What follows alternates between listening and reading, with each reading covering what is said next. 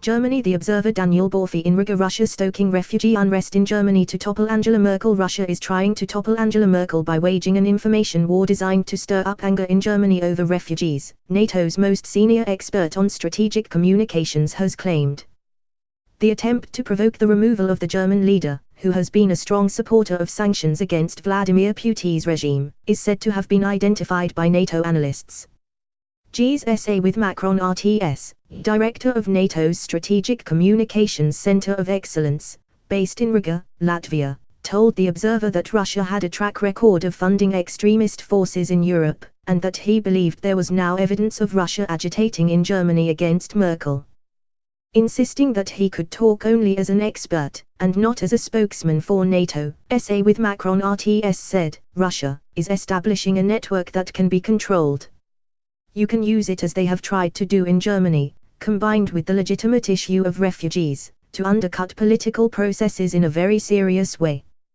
Angela Merkel has been a very adamant supporter of continued sanctions against Russia. If it was just punishment, that would be okay, but it is testing whether they can build on pre-existing problems and create a momentum where there is political change in Germany. Europe's new Cold War turns digital as Vladimir Putin expands media offensive. Read more. I think they test whether they can in such a big country, with not so many vulnerabilities in normal times, actually create a circumstance through their influence where there is a change of top leadership. They are using Russian speakers, social media, trying to build on the existing fault lines. Use the far-right narrative and exploit that.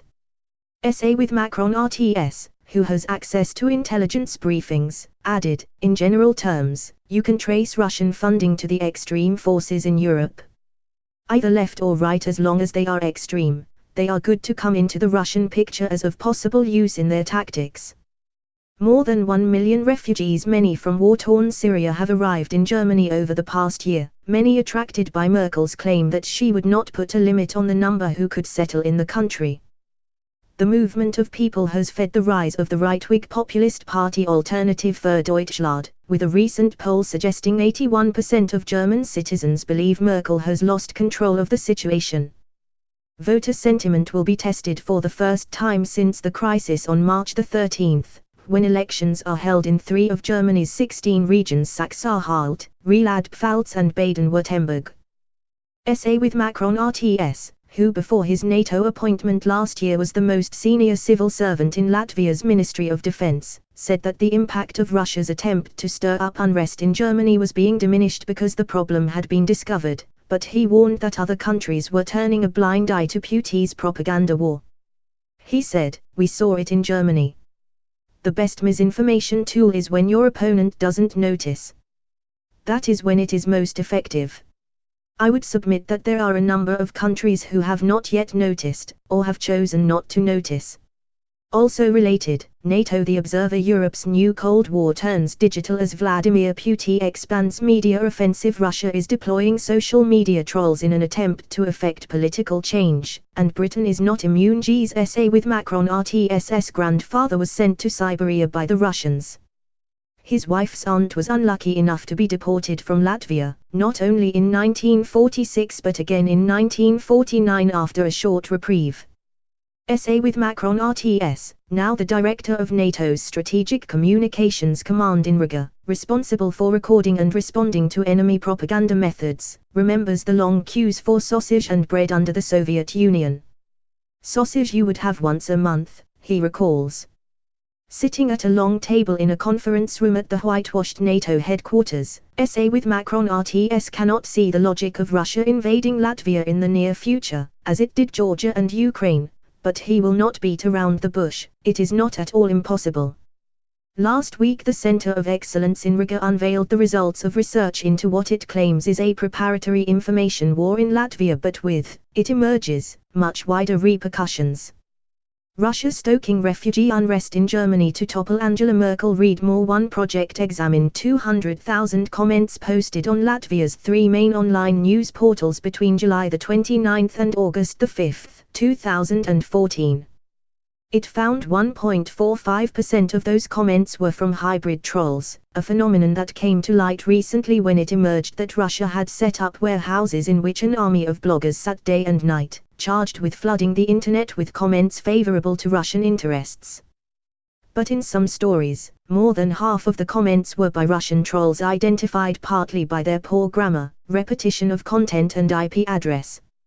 5 types of troll were found: the blame the United States conspiracy trolls, the bikini trolls, adorned with images of young women who would gently ask targets to rethink their views, aggressive trolls determined to drive people off the web, Wikipedia trolls working to edit blogs and web pages to Russia's advantage, and attachment trolls, who would post link after link to articles and videos from Russian news platforms.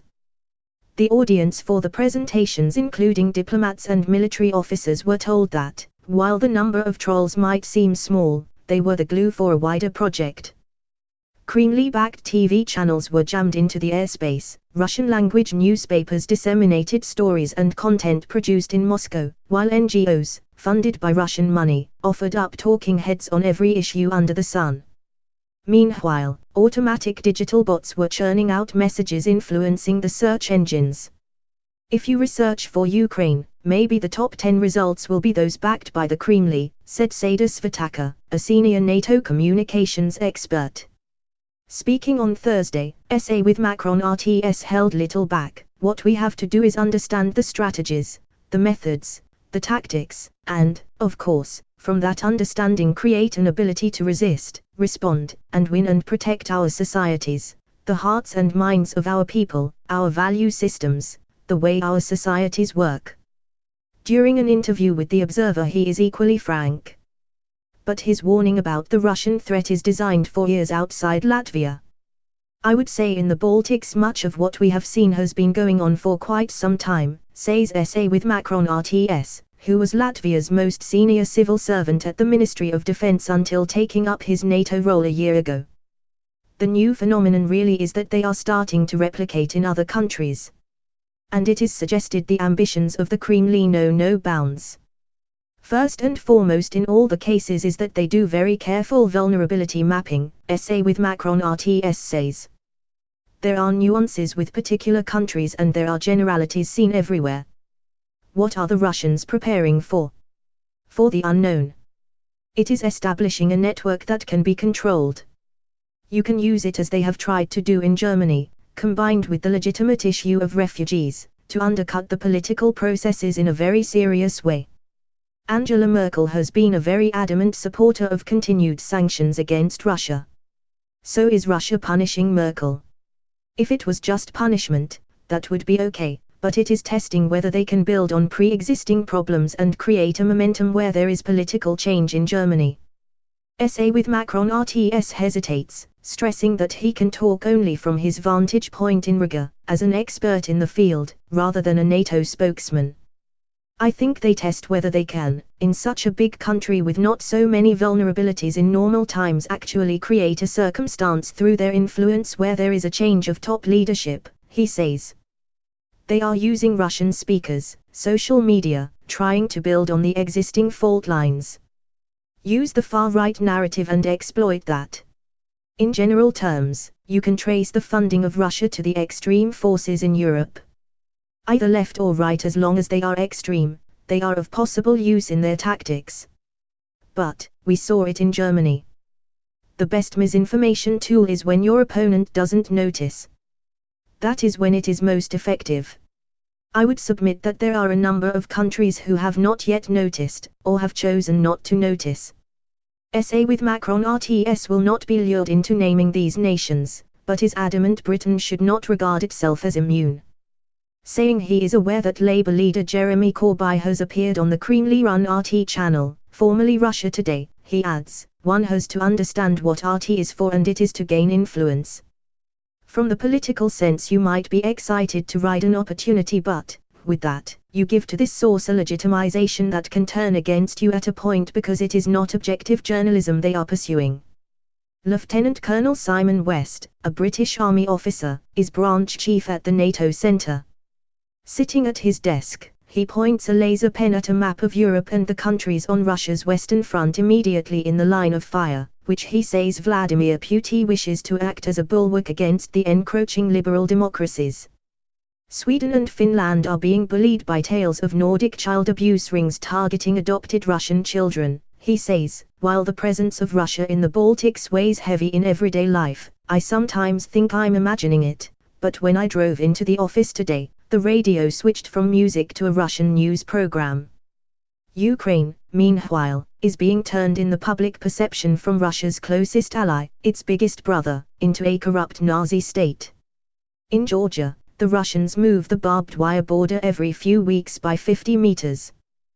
The local Georgians make a fuss on television and the Russians win a propaganda victory. People are reminded that Georgia is a dirty state, he says, with unsure territorial boundaries which, if it joins NATO, could easily drag the organization into war. And further afield, in Britain, Nigel Farage appears on RT quite a lot. Not as much as George Galloway, of course, a classic useful idiot. West adds that the Strategic Communications Centre is yet to focus on Britain, but he believes it could be illuminating to track future money flows from Russia during the European Union referendum campaign. Looking back at his map on his office wall, West says Russia's genius is to always act within the threshold after which the West would have to act militarily. Or if it goes further, to give the West an opt-out by, for example, in Ukraine hiding their invading troops' identity. But can he see such a scenario occurring in Latvia? I can't see it. Mike Lena is sure they are coming, as I am sure many Latvians are. West pauses, staring at the map. I dunno, he's mischievous, he adds of Putin. I've got a feeling of expectation that something is going to happen.